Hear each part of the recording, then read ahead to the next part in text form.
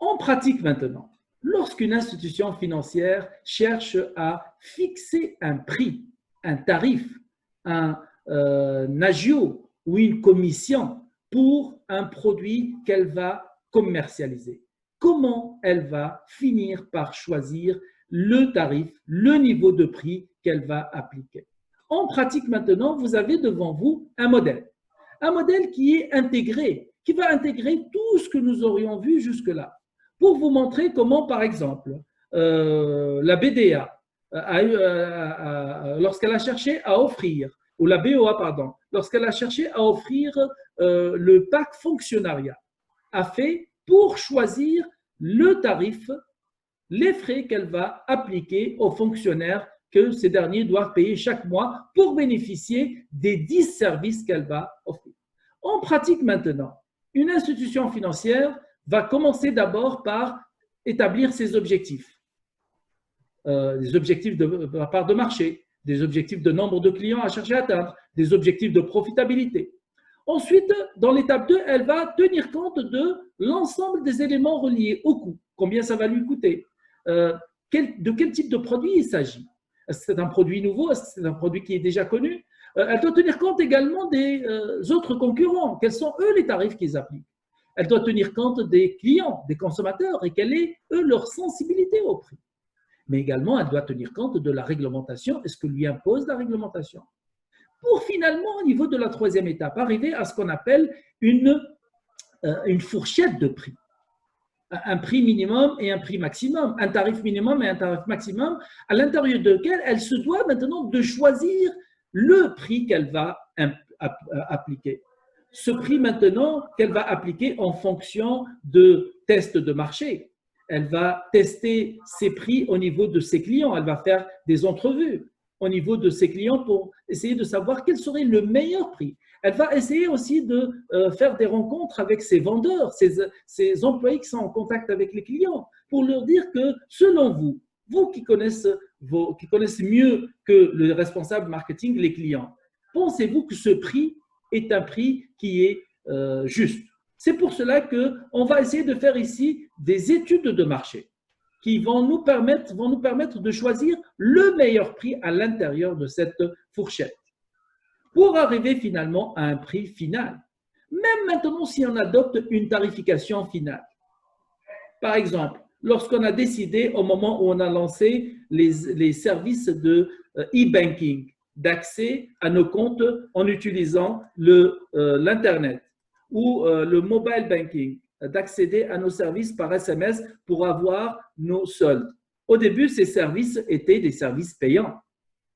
Et on s'est posé toujours la question, mais pourquoi ces services n'arrivent pas à décoller? Pourquoi les clients ne les utilisent pas?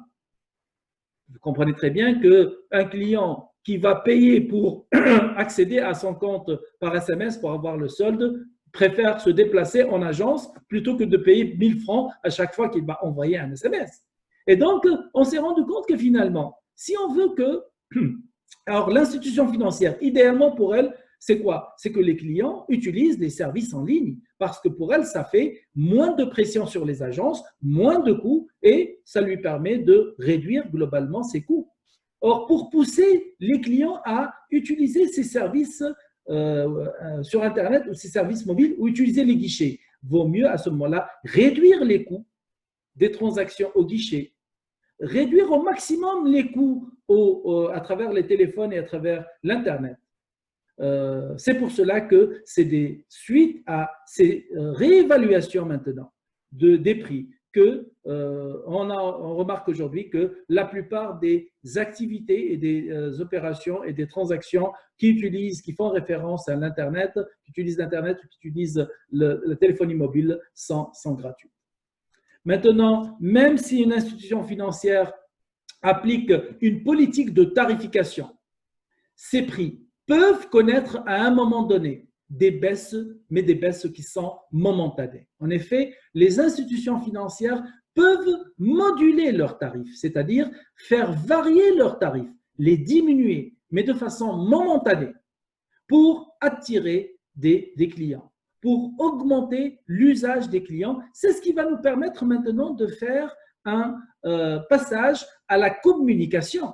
En effet, les institutions financières peuvent offrir des rabais ou peuvent avoir ce qu'on appelle des politiques d'escompte sur le volume de services qui est offert.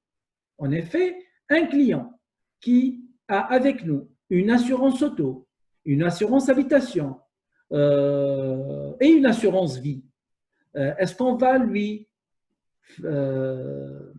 affecter, est-ce qu'on va lui charger la sommation des 3 polices d'assurance ou on va lui charger la sommation moins un montant qui va le récompenser du fait qu'il a avec nous les 3 assurances. Et ce que vont faire les institutions financières, c'est qu'ils vont réduire les tarifs parce qu'il y a un bundling de produits, parce qu'il y a un regroupement de plusieurs produits dans un seul pack. C'est pour cela que les packages, les regroupements de services qui sont offerts par les institutions financières coûtent moins cher et sont offerts à des prix moins élevés que les frais de chacun de ces services pris à part.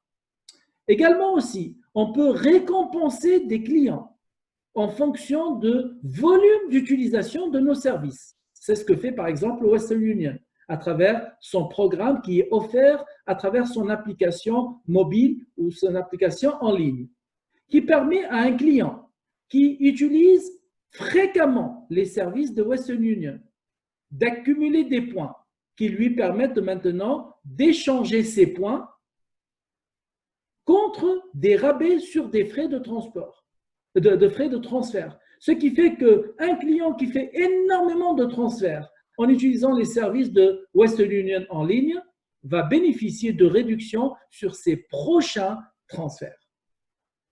Également, une institution financière peut offrir des escomptes liés à la façon avec laquelle le client va payer ses frais. Par exemple, lorsque un client va payer les frais pour un crédit immobilier, on va lui donner le choix entre payer ses frais de façon hebdomadaire, chaque semaine, ou payer ses frais toutes les 2 semaines, ou payer ses frais une fois par mois. Et généralement, l'institution financière va réduire les frais quand le client choisit le paiement hebdomadaire. Pourquoi? Parce qu'elle va disposer rapidement de liquidités. Et par conséquent, les frais qui sont imposés pour un crédit immobilier avec un remboursement hebdomadaire est moins élevé qu'avec un remboursement bimensuel, moins élevé qu'avec un remboursement bimensuel ou mensuel. Donc, c'est ainsi qu'une institution financière se doit de moduler ses prix pour réussir sa stratégie marketing.